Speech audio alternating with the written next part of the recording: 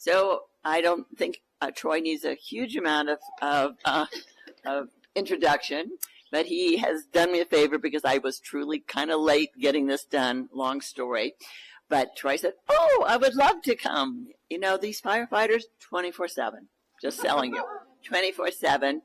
And so he has said he will come, and here he is. Okay. So he's going to talk to you about all these things. You have one of these. I got one of those. I didn't get a lot of instruction on what to talk about, so I'll just talk about whatever I want. So, and being that this was called, if you could pass these out to everybody, I think I've got plenty. And I'll just go ahead and sit because I'm more comfortable sitting because I'm getting a little old.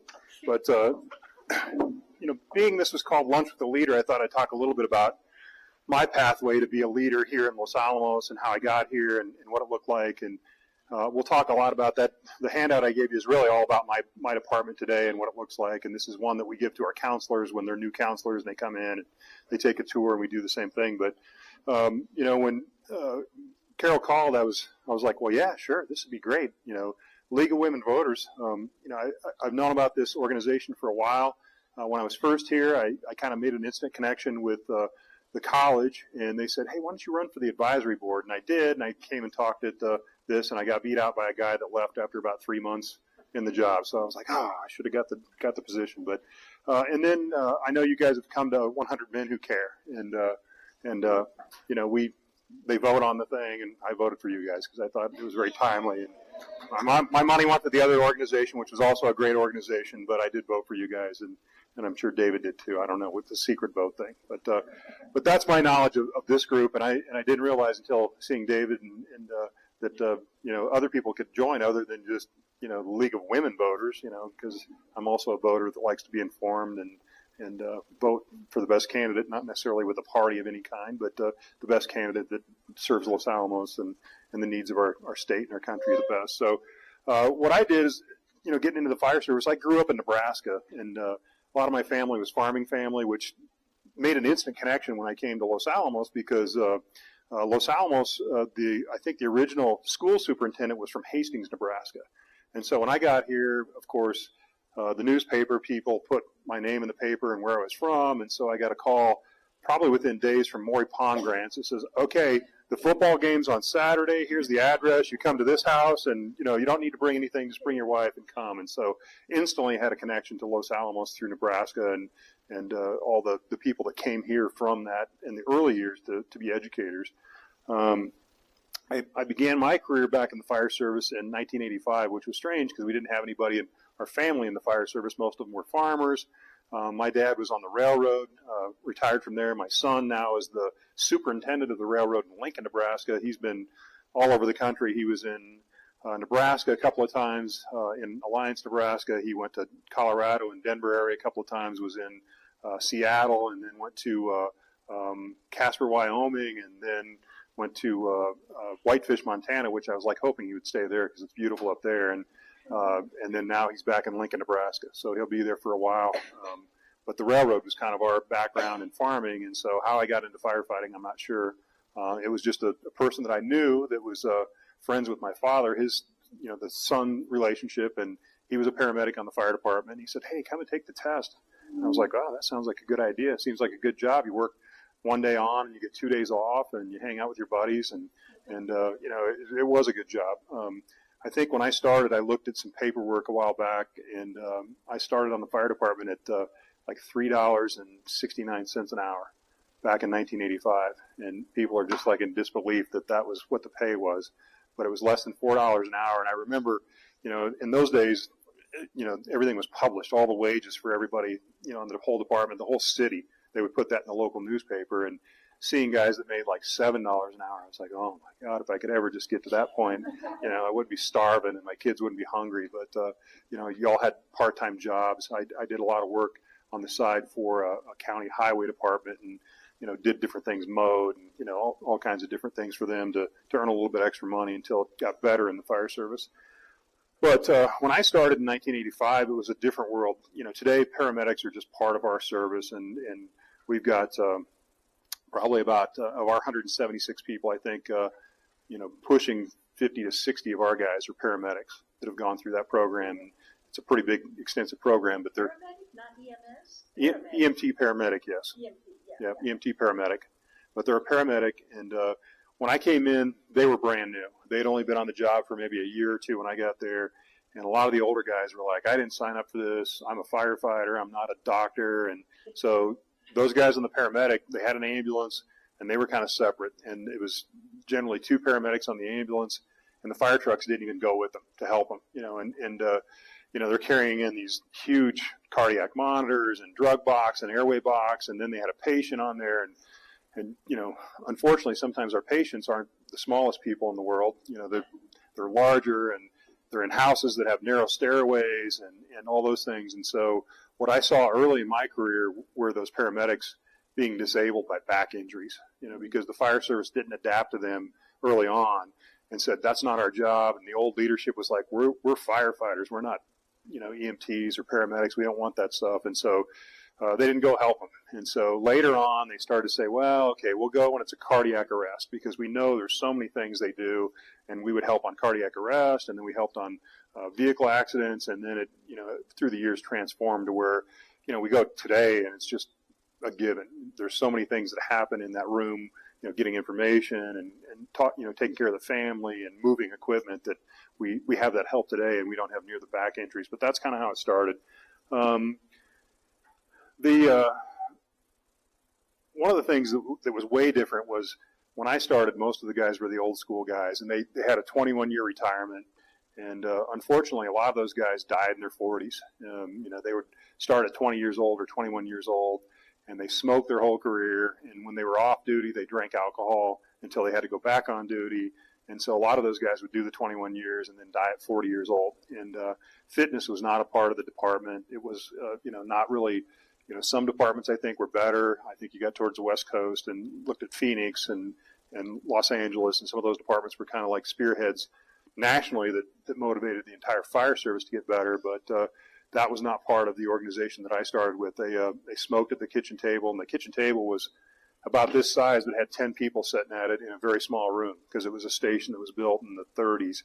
And we had 10 people operating in a station that was probably designed for 3 or 4. And so, you just had to get used to it. And if you were the new guy, you couldn't really say anything. And so it took a while for that to change. And I was a firefighter for about 6 years. And then I took the captain's test, and I always, had a fondness for education, and thought, that's how we're going to kind of come out of this stuff. And I could see as a young firefighter that we needed to get better in the fire service nationally and locally, especially in my department. The chiefs back in that day, and, they would point to their badge, there'd be a decision that was made, and it was maybe not one that was, well thought out, and they would say, this is why we're doing it. And they would point to their badge or hold their collar brass. They really didn't take any feedback from anybody, and so that was a big change in the fire service that I grew into and saw that early on. Then I was promoted to captain after about 6 years, and I was quite a bit younger. I was the youngest captain ever promoted in my department, which was a hard pill for them to swallow, but I finished so much higher on the test that they thought I would sue them if they didn't give me the job. And I was maybe 10 or 12% ahead of the second place guy and took all the same test. And so they were like, oh no, here's this guy that thinks fitness is good and wants a voice in everything that happens and wants inclusivity and, fairness and all that. So I was a little bit of a burden on them initially, and worked through that. But we really started working on health and fitness. We actually got a program, and one of the local doctors, his wife was a health physicist and trainer, and she came over and almost donated her time to help us get better, and we got a lot better. There was it wasn't until probably the late 80s, maybe early 90s, when they passed the Clean Air Act, where you couldn't smoke in workplaces. And so initially what they did is they kind of read it with jaded eyes, and they just put tape down in a room and said, okay, you can smoke on this side, but you can't smoke on that side.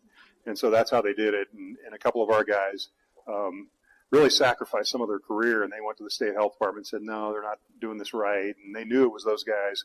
And so they got passed over for promotions for a few years until we got a new administration in there. But they forced them to create true smoking rooms that were separate. You couldn't smoke at the table anymore. I think they even had a line on the table where this is smoking side, this is non-smoking. And, those things were just ridiculous back then. But that was kind of how my career got formed. And And I served as a captain for about 6 or 7 years.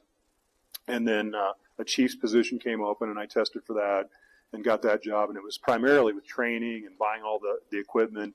One of the things I saw was we really hadn't trained on a lot of other disciplines. It was still that old school, we're firefighters, that's what we do. And EMS kind of got forced upon us, but we still had things like technical rescue for vehicle extrication with the jaws of life, rope rescue. We didn't have as much in Nebraska as what we have here because of our terrain, but things like that were not incorporated yet and almost had to be forced upon them, and I was able to kind of do that. And but the biggest problem was in a lot of city governments, and our county's fairly well funded here because of the lab and the GRT, which helps us, but a lot of communities don't have that kind of funding. And so when you say, hey, we need to do this new program, those all come with a lot of cost.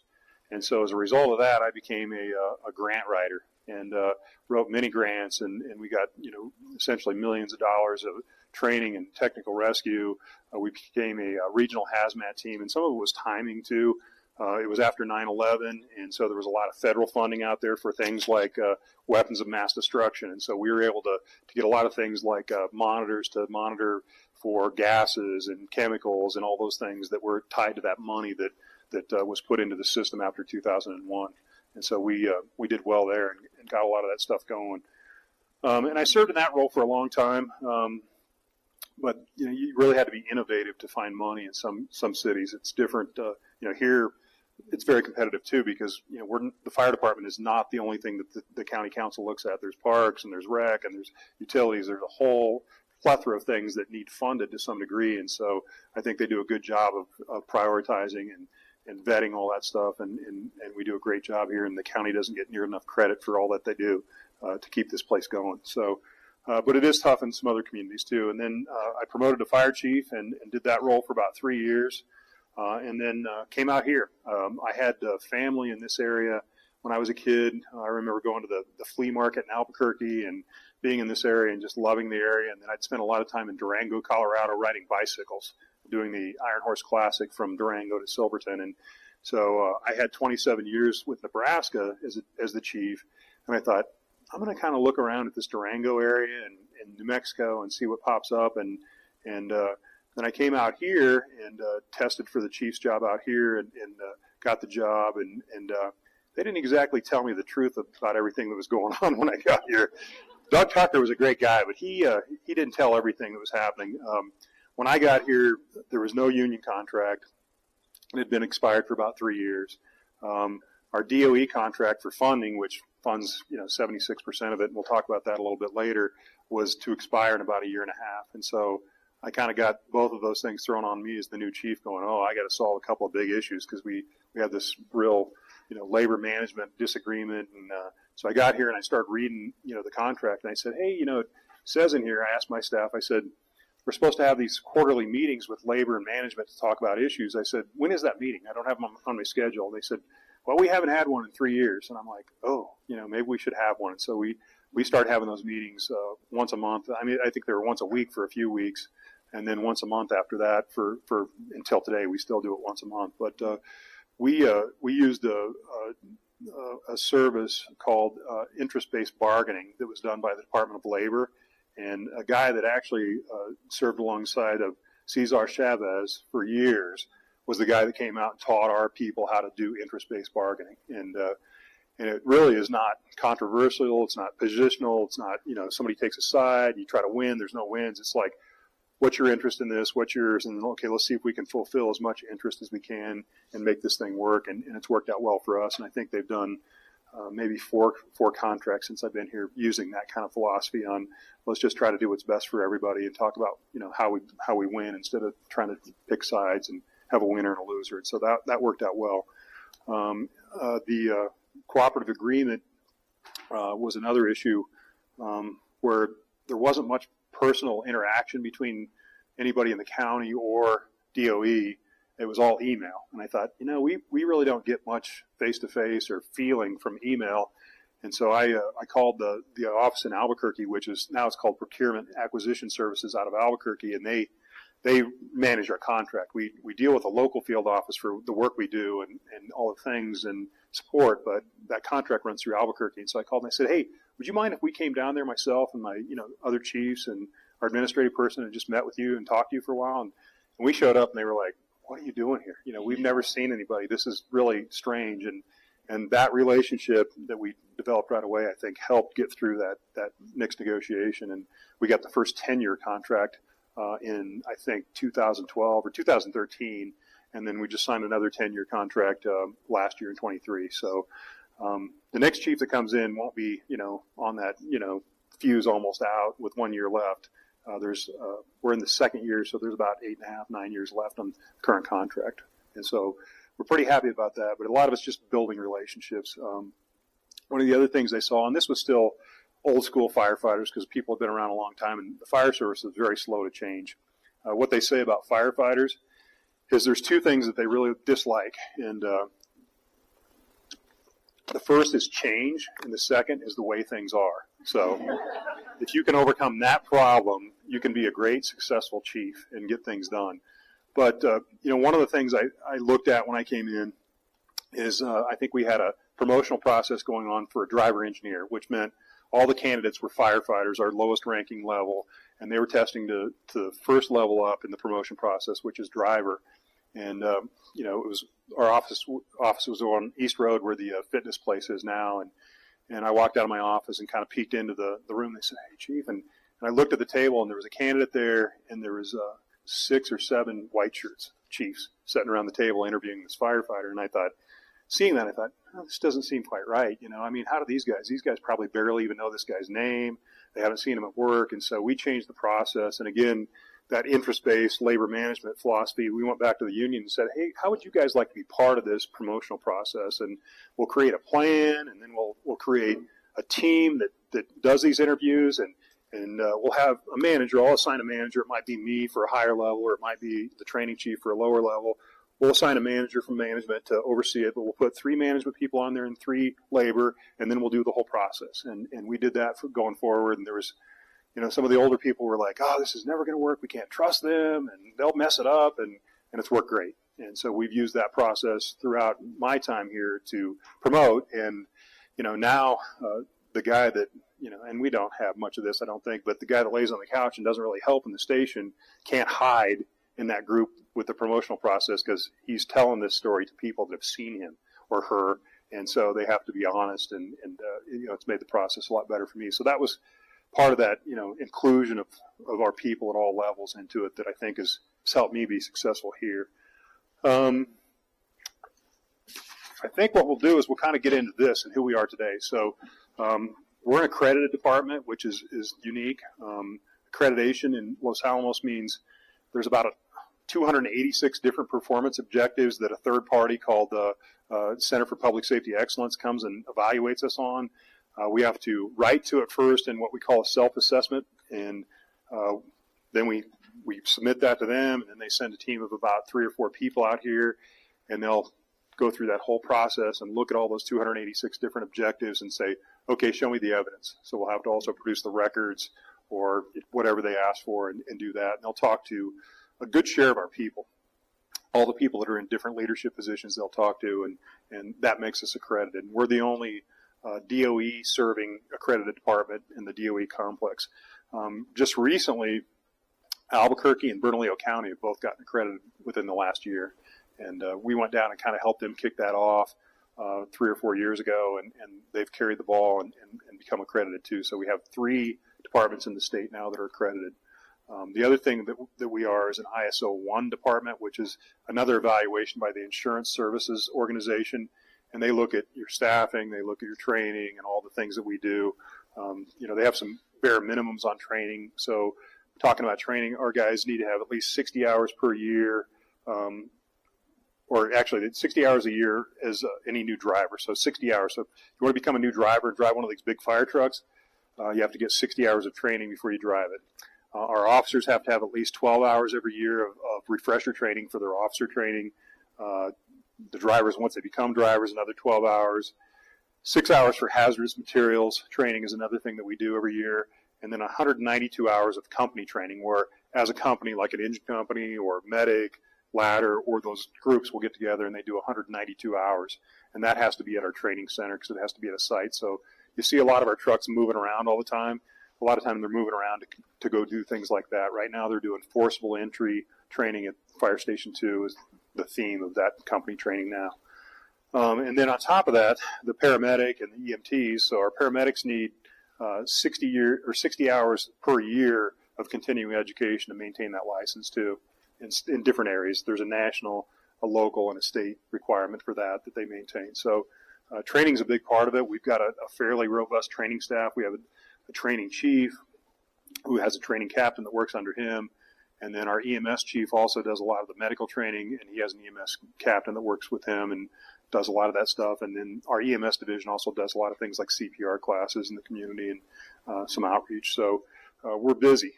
Today we have 176 employees. That just moved from 150. We've been on 150 my entire career until this last negotiations with DOE, and they think because of some of the new missions out there that they need more support, a few more people. And so today our staffing is at 37 is our minimum per day. So no matter what time of the day it is, there'll be 37 people spread throughout all the stations that'll be overseen by a battalion chief that operates out of Station 1, which is the one just inside the lab at TA3, and they'll operate on that configuration. As soon as this class that's in the academy now, which is an academy of 12 people, once they get out of that academy, they'll move that minimum up to 40 people. And so it adds just a couple more people per day on the lab side. And then in about 5 years from now, the second half of this 10-year agreement, there's another move up where we'll go to 188 people. And so then that'll be 44 per day. And those other people will actually be spread to like Station 4 that's in this area, and Station 6 and in White Rock. So we'll see a little bit of an uptick on all of our trucks. And a lot of that's tied to the National Fire Protection Association standard. The standard now calls for 4 on a truck, and a lot of our trucks had 3. And so we're just ticking that up slowly to get 4 on each truck as our minimum staffing per day, which provides a little more safety. They've done some studies and things like that on it. So a lot of good things going on.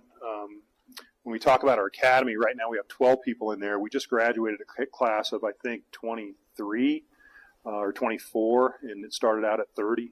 And that was a really big class that is helping us meet that 176 goal. Unfortunately, we lose people to retirement. People get old and they leave, or for a number of reasons. We don't lose a lot for anything other than that. But so when we're trucking along, starting an academy, we might have 3 or 4 people retire during that academy. So if we hire 10 to fill 10 spots, by the time we get done, we're 3 or 4 short. And so typically we'll hire a little bit above that need, and we'll kind of try to predict even the next 6 months beyond that and fill those positions. And so that way we don't have to run an academy, twice a year. We can run one maybe once a year or every year and a half and do it that way. We try to front load a little bit. They do 26 weeks of training, and they're there about 50 to 60 hours a week. On Wednesday nights, they do overnight stuff. They're trying to acclimate them to nighttime operations, and so they'll do the regular training during the day. They'll do dinner. It'll become kind of like a simulated fire station life for them. They'll wake them up in the middle of the night, and they'll run a call in their truck yard and do different things, and then they'll go back to bed, and they might let them sleep for a little while, and then they'll wake them up again. And it's just, and part of that is part of what's required too within ISO and in accreditation for nighttime training. And so we can't just always train when it's convenient. We do have to have night hours of training to meet all the requirements. So that's part of why they do that. So just to get through our academy, you're probably looking somewhere in the 1,400 to 1,500 hours of time that they put in. I don't want to say that we're better, but the expectations, I think, are higher for Los Alamos Fire because we protect a national nuclear lab that produces plutonium pits and a number of other things. So our standards are pretty high for fitness. There's a lot of fitness, very high academic standards. They can fail 3 tests, and that's it, maximum, and they have a test every week over whatever they learn during the week, and so they only get 3 opportunities to fail. And we do have people that fail out one academy, and then they come back the next time and test again, and then they make it. So fitness is a big thing. They operate on the National Fire Protection Association standards, and so you see those guys running a lot. doing a lot of different physical activity. And then we're well supported by DOE and LANL through their ACMED and their wellness center, where their wellness center provides us a trainer that works with our crews, and they go over there, and you'll see the vans over there in front of the wellness center every morning doing different workouts to get them ready for the job. So they're probably never more physically fit than when they come out of the academy. That's a lot of guys will lose 20 pounds during that 6 month long, or 30 maybe.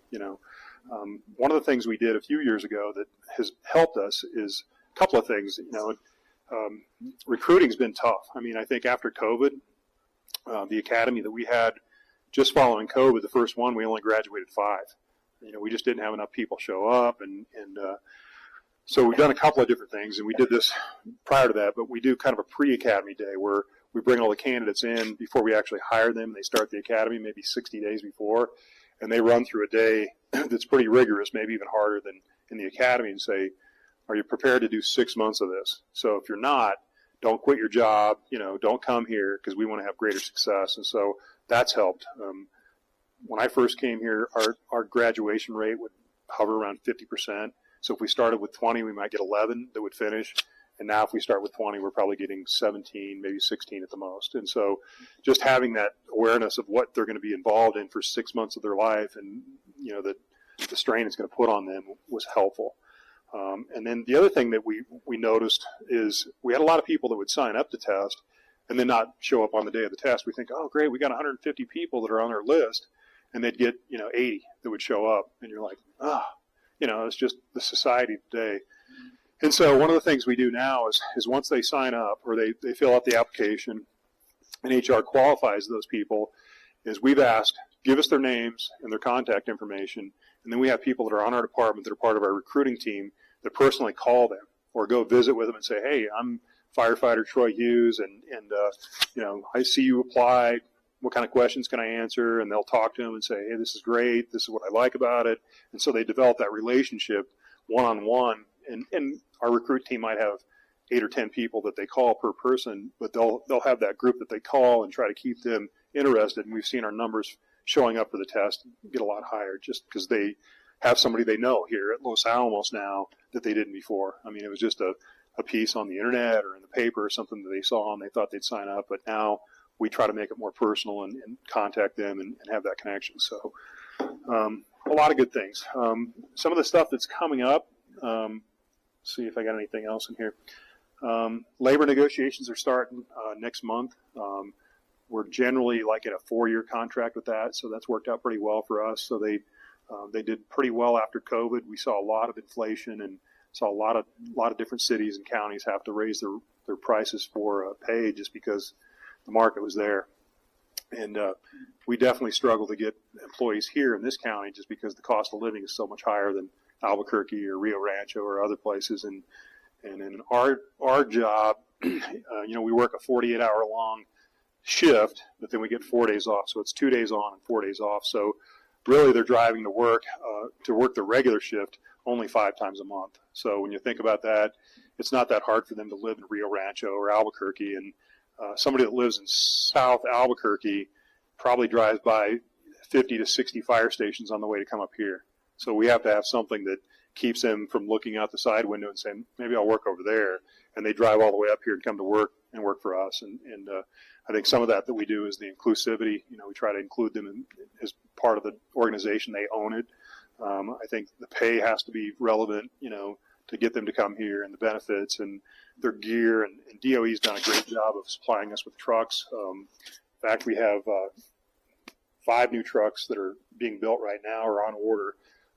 2 new ladder trucks, and the ladder trucks today are about ours were a little cheaper because we ordered those 3 years ago. They're about $1.5 million per truck for just the ladder truck. And then the new engine companies, which are the smaller trucks that you see that have 3 or 4 guys on it, those are about $900,000 now. And just not that many years ago, an engine company, instead of being 9, was maybe $450,000. They've almost doubled because of labor cost and all that stuff. So it's just the price of doing business. So, that's one of the things that we're fortunate that we have that relationship with DOE and LANL, that we can have good equipment. And the one thing that on the county side, we don't buy any of the trucks. Those are all provided to us through that contract through DOE. we don't share in the cost in that. We own the equipment like the breathing apparatus, the bunker gear, and the axes and all the stuff that you see on the truck. The hose is ours, it's the county's, but those trucks are all federally owned. And so that's a huge saving for us, especially when you start getting into trucks that cost $1.5 million and you need, 3 of those, and you need, 8 engines and all these things. So it's a great relationship that we have with DOE, and the expectations are higher, but the community really benefits. We could not afford this kind of a fire department here without that lab connection and all that. So it's as a chief, sometimes the bureaucracy and the, all the bosses I have are, troubling because, but it's worth it. I mean, the community benefits. And, I'm a county employee, but I work at the guidance of the DOE field office that pays 76% of my budget, but I work for the county that pays 24%, and I'm loyal to the county because that's my job. But the Albuquerque office oversees all the contract stuff too, so it's sometimes hard to tell who your boss is, and then you also have the Lanel folks and Triad that we serve, and so it's really a balancing act, and we try to do a good job in it. The stuff that's coming up is new fire stations. We have one under construction on the lab side right now that's by the back gate. It's Station 5, and it's moving along. It took a while. It was kind of slow going at first, and now it's starting to move. They've got a lot of the metal structure up, and they'll start closing that in and getting that worked on this winter. And then there's a second fire station on the Lanel side that's due to start soon. I'm not sure what the schedule is on that, and that'll be on the Pajarito corridor near TA-63, which is the true waste facility. And that kind of came about differently too, because the biggest fire station we have today is Station 1, which is right by the entrance to the lab. And they came to us, 6 or 7, 8 years ago and said, we don't think that we can build that station because we can't stay underneath the congressional limit. And what do you think about turning that station into 2 stations? And so we looked at the response for that. And, we had some shortcomings when it comes to White Rock. We don't have a lot of backup for them. They have a crew of 10 down there now, but it takes a long time for people to get there. And so we said, okay, so we had our GIS guy look at it. We looked at kind of in the same area with Station 1 and then the Pajarito corridor, and we actually got to a lot more, doorsteps quicker throughout the lab, throughout the community. And then the 6 guys that will be at that TA-63 station can be in White Rock within minutes, because that'll be the closest station to them. And so that'll give us, actually 18 people down there for a fire versus 10 today, that can help. So it really worked out. The financial troubles that the federal government has worked in our favor as a city or as a community to make it better. And so that station will be the second one built that's on that corridor. They'll probably keep the original station there for a little bit with half the people in it, and then it's set to move next to Elk Ridge. Between the Eco Station and Elk Ridge, there's some more DOE land there that we'll build that station in, and that'll be the last one on the lab. And then we've got a committee right now working on the fire station replacement for Station 4. We've got some money from the governor's office for capital improvements for that, and then we've saved some what we call fire fund money. We get this year. We just we're ticking up there near $1 million. We get $998,000 from this every year based on our ISO rating, and so we've done really well.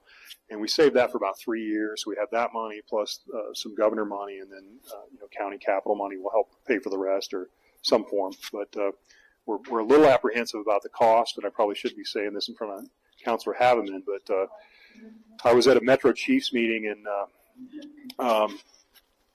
the state fire marshal's office a month or 2 ago, and Bernalillo County just finished a fire station, and they had to pay $900 a square foot. So, 15,000 square foot typical fire station was about 13 or 14 million. And I'm looking at that thinking, oh, that's Bernalillo. We're Los Alamos. What's the Los Alamos factor going to be on cost for that? So it's a little scary, but it's the price of doing business today. So those are big things. We've got a great crew from the county side working on that fire station 4. And right now we're looking at different sites. We're looking at the existing fire station as one potential site. Up in that Loma Linda Park area where there's that small pocket park back there, part of that would be another one, and then some on the golf course where the 3 different locations. And we'll evaluate all those, and then we'll have some town halls where we bring the public and people like you to come and look at the 3 different sites with us and make recommendations, and then we'll carry those recommendations back to the council and get a final kind of vote on which one we want to build on, and then our architect will focus on that site and build a new fire station.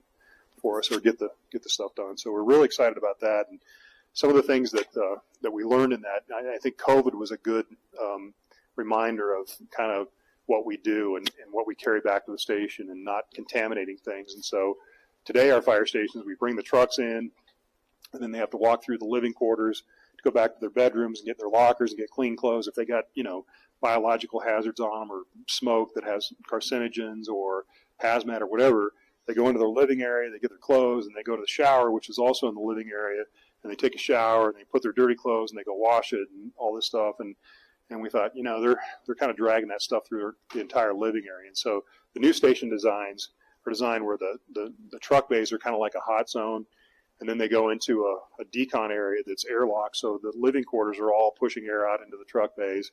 And they have showers in there that aren't the regular showers. They're just the decon showers. They have laundry right there where they can immediately take their dirty gear, put it in the laundry. They get done cleaning themselves, their gear's washing, and then they go grab a gown and then go into their personal locker and get their stuff and never drag, that kind of stuff through the stations. Unfortunately, a lot of the guys that I started with died of cancer, because we didn't have that awareness. Used to see firefighters with the dirtiest gear and black helmets, and they were like, look how cool I am, because I've been to a lot of fires. And that was another change for us where we say, that stuff's bad for you. Get that off, clean. We have 2 sets of gear, so if you get it dirty at all, go clean it, clean yourself up. We want you to live longer instead of just being a hero and looking dirty. And so I think that's changed. And people talk about generational differences and some of the, the next and the new generations, and they've adapted to that better than the old generation did. So they're more aware of health and safety and are more willing to make changes and do things that are better for the organization. So I think that's been a plus. Wildland fire, and maybe many of you in this room have already experienced it. I have with our insurance rates. My insurance rate on my house has gone up double in the last 2 years. And apparently we're in this big circle of New Mexico that says, we think there could be a fire there and it could be bad, so we're going to just raise your rates. So we've been working with the legislature trying to do some things. We're looking at, I don't know what the answer is. There may be some increased code within the community that insurance companies will recognize to allow you to get better rates, but it's ridiculous. And some insurance companies, my wife got a new car. She got a Tesla, which she likes. And we looked at insurance rates, and it's like, man, they're really high through Farmers. Let's look at Progressive, and they were a lot cheaper. And I thought, okay, well, we'll go ahead and do that. It's a lot cheaper, and we'll put our other car on there. And we did that, and we said, maybe we should move the whole thing. Let's just put our house on there, too. Progressive won't insure your house in this county because of the risk. They actually will, because Farmers canceled us in White Rock, and we went Progressive, but it was twice as much. But the auto Really? insurance was cheap. Yeah, the auto was cheaper. They wouldn't insure my house for some reason. Maybe it was too much acreage. I'm in Palrito Acres, but yeah, that might be. Yeah, Farmers canceled us 6 weeks before. Yeah. So it's good to hear that. Well, I don't think it's good to hear, but I think it's consistent. And we've been at the legislature. Our fire marshal and our wildland chief have been down for a couple of hearings in the last couple of months trying to talk about what can we do for our communities to help with that, because we can't have people that can't have homeowners insurance or paying rates that are just through the roof. And so we're looking at all kinds of different ideas, and we'll at some point come to council if we have to and say, hey, this is what we think we need to do to kind of fix this problem in Los Alamos County, because it's a real problem, and it's probably not going to get better.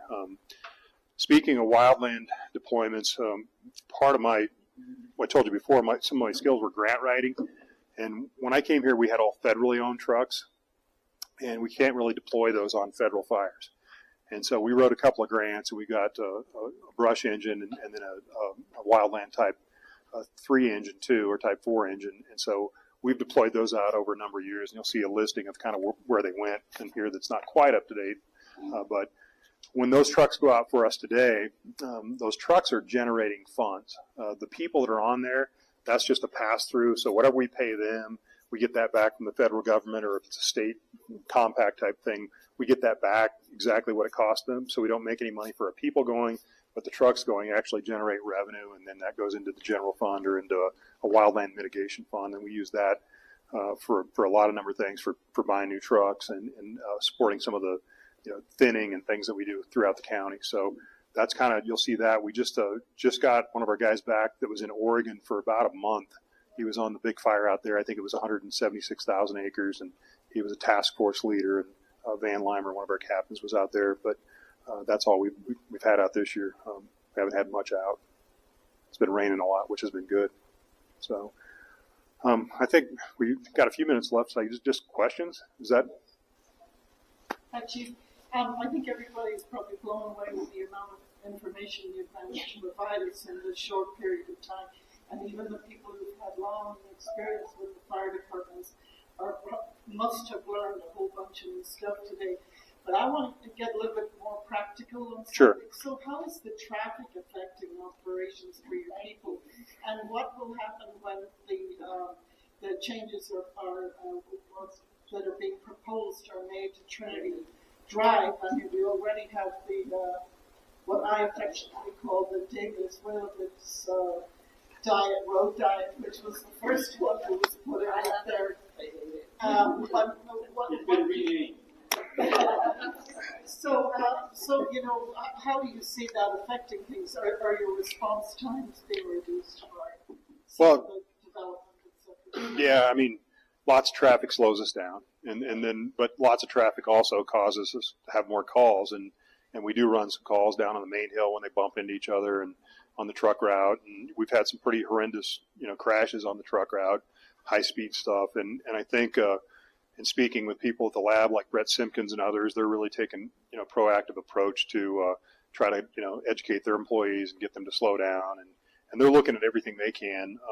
I've been on some meetings where they're looking at busing, and they're talking about another busing from down in the Albuquerque area to get up here. They're trying to do all they can to limit the traffic. I mean, we just don't have a lot of capacity to expand.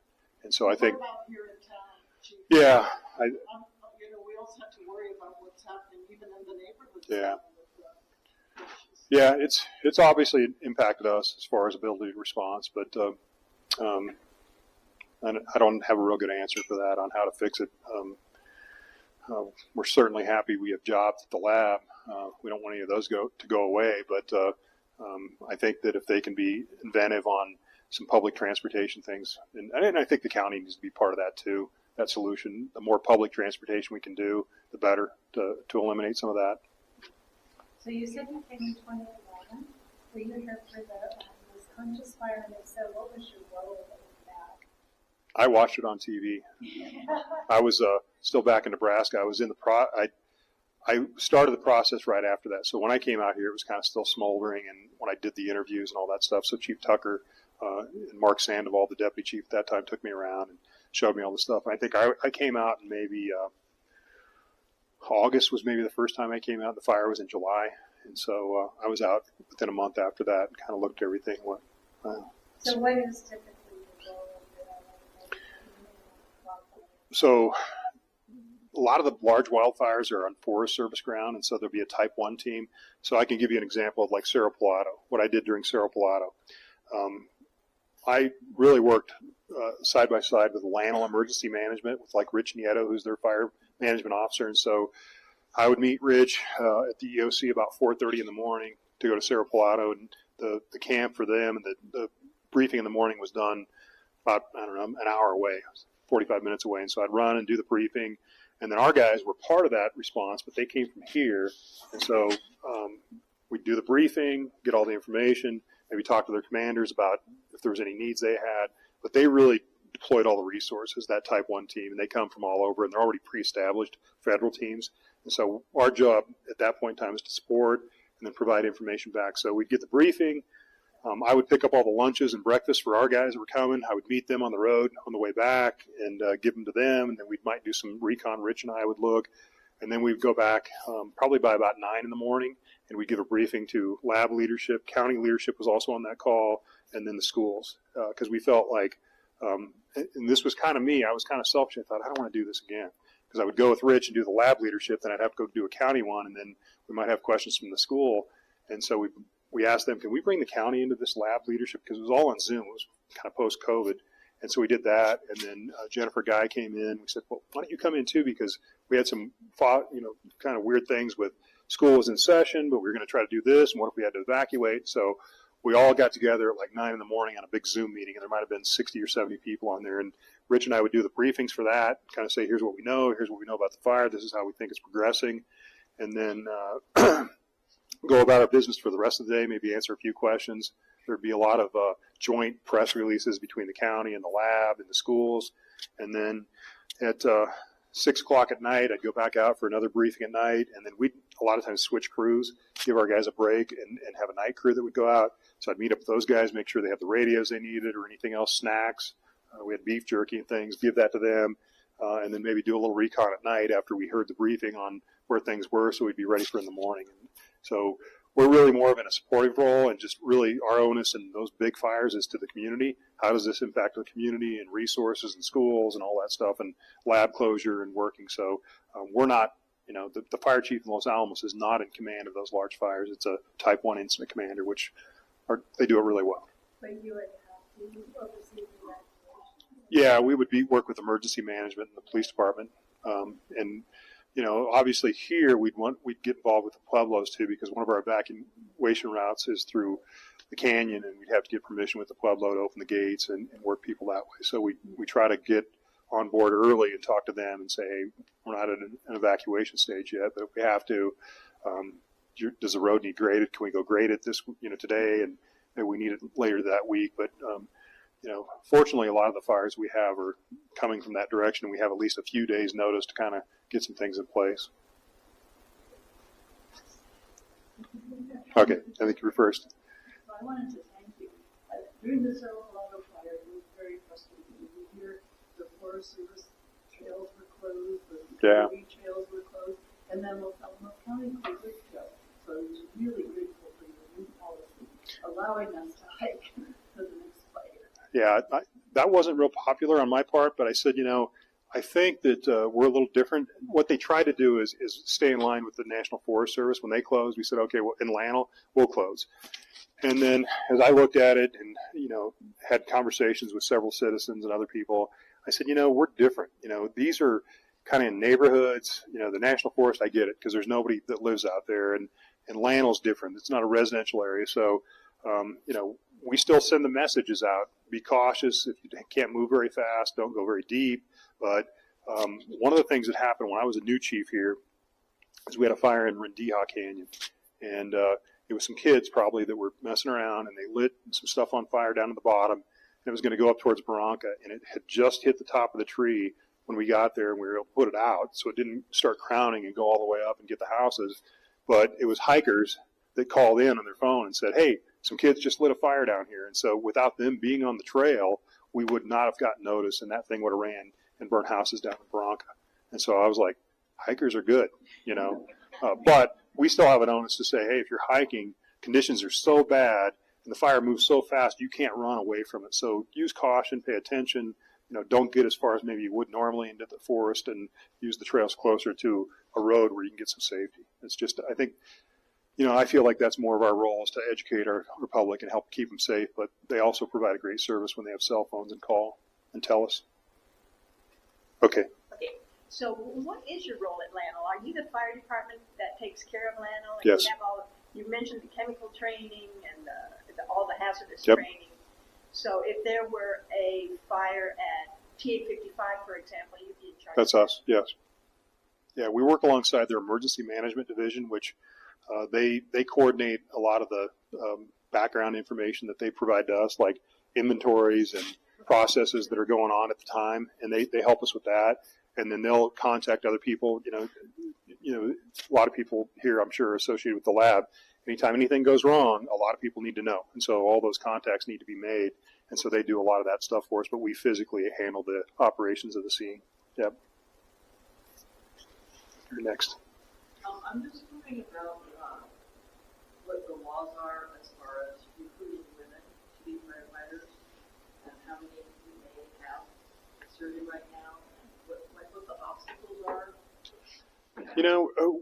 We've actively really worked hard on it, and our deputy chief is a female. We had probably 4 or 5 of our female firefighters retire in the last 3 or 4 years, and we have one other one, Jennifer Edmonds, who's at Station 4 over here, and just got recognized for her valor because she had one of her fellow firefighters that was in an attic fire, and he fell. She grabbed him and pulled him back out. So the captain that was on scene just recognized her. So, we worked actively, and I'm not sure why we don't get more. I think some of it may be the cost of living up here and other things, but we've had, yeah. Oh, yeah, the camera in the bathroom, yeah, that was not a great thing. That was before my time. Well, something happened where a fellow firefighter had cameras, put cameras in the women's locker or bedrooms, and that was found out. And There's another thing they failed to tell me. I found that out after I was chief. So, that incident was very unfortunate, but I don't know that that's tied to recruiting today. I'm not sure why. We actively recruit and try to get as many women as we can because they're great. Our deputy chief is, she's very technically sound, treats our people well. She's been in the service for a long time and does a great job. Lots of ideas and, Are there physical standards here? There are. And so when they test, they have to run, I said are there physical standards? like fitness standards.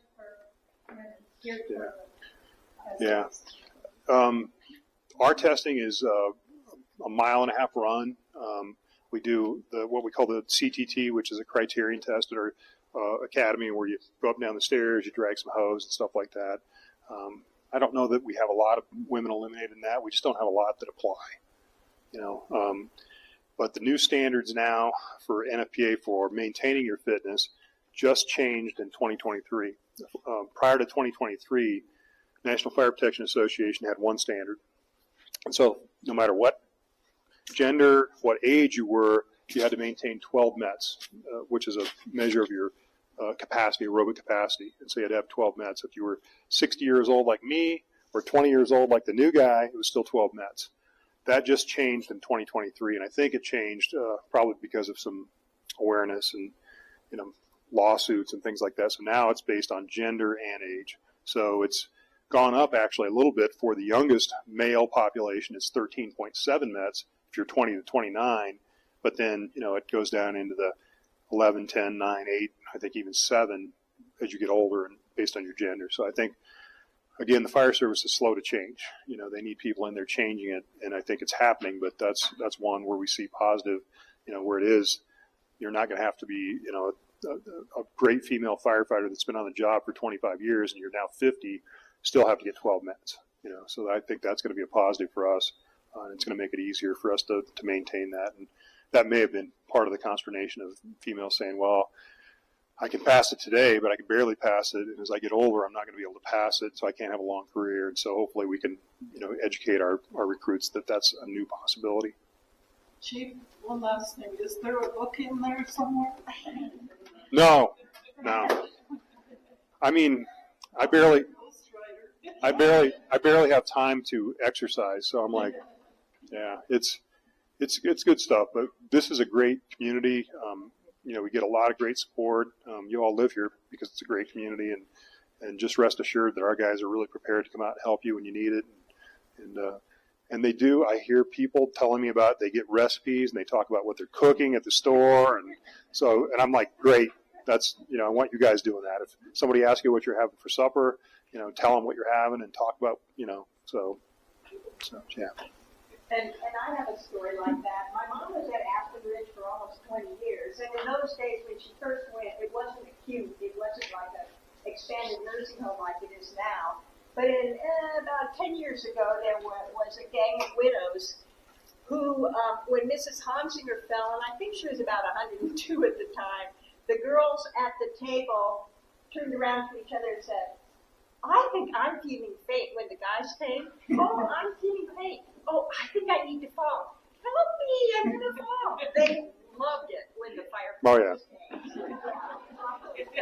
So when we move over here, call 911. And this is a story I didn't tell, but I'd been chief for a while, and I got a call from an office one day, and I think it was a beauty shop of some sort, and they said, "Hey, Chief, do you think your recruits what way are your recruits going to run today?" Because they'd been running, it was hot, And so they were running by this place, and they were like wanting to make sure that they were going to run by that day so they could go to the window and look at them. So I said, I don't know. I said, I don't know which way they're going to. They usually run different ways, but maybe yes. Yeah, so it's not only the guys. Yeah. So a third of what I've heard you say is awareness of and sensitivity to people and personal issues. What in your background gave you that awareness? Yeah, I don't know. I think my mom, maybe, I mean, they just kind of how you're raised and just experiences. I think a lot of it when I saw that, you just kind of have this gut feeling that something's not right when nobody has a voice in the organization, and you go, boy, there's a lot of smart people. I see these people doing great things every day, and nobody wants to listen to them. We should listen to them, and that doesn't happen everywhere. I mean, really the thing that drove me nuts is when you'd have a chief or somebody say, we're doing it this way because of this, I earned this. And, that was it. And I was like, that sucks. I never want to say that to anybody. And I don't think I have, just being aware, just people. We have a lot of challenges in the fire service. I mean, obviously when people, don't prepare and they call late, you still come, when they want you to speak like a thing like this. So it's just your job, and that's our job every day, no matter what the weather's like or what time of the day it is. When they call, we've got to figure it out. There's no like, okay, this is not for us. We're not going to take this job. We have to do it and do something, and so there's a lot of innovation, I think, and you can't have real innovative people if they're compressed and not allowed to speak. So even sometimes they say stuff that you think, oh my God, but yeah, good stuff. You're very busy, and I learned a lot about how it got better organized over the years, and so some of the looking towards the future. What would you say is your favorite part of the job? Just the people. We're giving out like 5 and 10 and 15-year awards now and going around to the stations. And tomorrow morning I get a pass out a helmet and a badge to a guy that tested, and he's going to be a driver. He's going to be on at Station 3 in White Rock tomorrow morning, so I'm going to go there at 7:30 and meet with him. Those are great when you see other people succeed, because maybe you had something to do with it, you helped them or provided them with something, and that's what the cool thing is. And and it's not just me; it's the whole fire service has changed a little bit. And when I leave and I change, the next person is going to come and do things better because they have a different perspective. They're going to figure out things that I didn't see. I mean, as recently as a couple weeks ago, we were doing some of our first walkthroughs at the fire station locations. And if you know how Station 4 is laid out, there's a station here, and then there's that annex building next door. And my mind was just focused on that property that we already have, and I thought, oh, there's no room to build anything there. We're going to have to tear that annex down and then find a place for all these trucks that are in there and the equipment. And I'm like, oh, I don't know.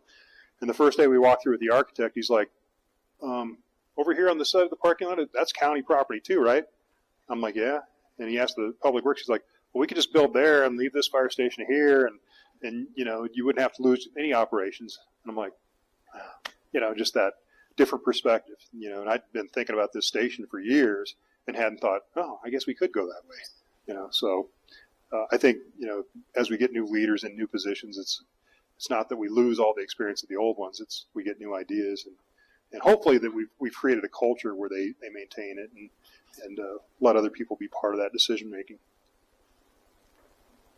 I know one of the reasons that at the golf course they were reorganizing the first 9 holes was that they didn't want people to pull a shot and flip it over the current fences and into the street. And I can remember I was golfing with Tuesday night late with women, and one of our players was able to bounce it over the road onto the driveway and the door was open and it went into. Oh yeah, they get a few golf balls over there. Yeah. And she said, "I'm not going to be going and retrieving that ball."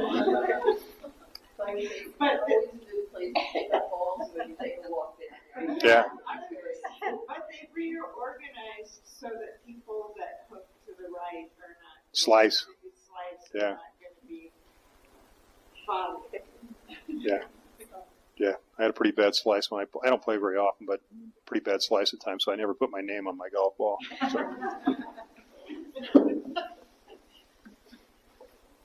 Okay. I think sometimes you may have touched on this question already, especially with the decon, but I was wondering, a fire chief in 2044, 2054, what do you think he's going to say, I can't believe they did or didn't do in 2024? That's a tough question.